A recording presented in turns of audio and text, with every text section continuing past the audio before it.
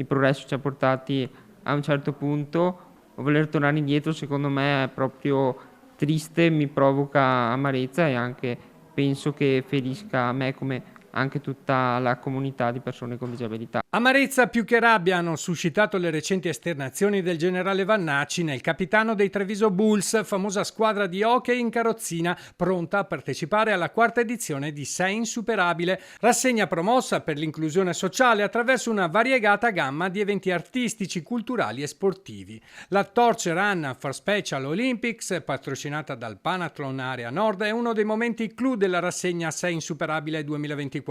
Questa fiaccola olimpica, simbolo di unità e solidarietà, attraverserà diversi comuni della Marca, coinvolgendo studenti, atleti e rappresentanti delle istituzioni. Prima tappa il 16 maggio dalla sede della Questura di Treviso, con la partecipazione dei tedofori volontari della Polizia di Stato, insieme a importanti testimonial sportivi. L'evento culminerà il 31 maggio a Possagno con una solenne cerimonia di apertura delle giornate sportive presso l'Istituto Cavanis. Avremo quasi 18 discipline che si alterneranno con una presenza ci attendiamo di 1500 tra atleti e studenti. A Possagno sarà un momento di festa e di condivisione, dove lo sport diventa veicolo di inclusione e di crescita personale per tutti i partecipanti. Ci porta centinaia di ragazzi all'interno del nostro comune a fare sport che vuol dire superamento di tutte quelle che sono i limiti, le barriere anche mentali nostre nel guardare verso l'altro. Quest'anno la missione di Sei Insuperabile è supportata dalla neonata Fondazione Bromballa, che rafforza l'impegno verso un'educazione inclusiva. Oggi, dopo 4 anni, abbiamo già ben 2 province, 7 istituti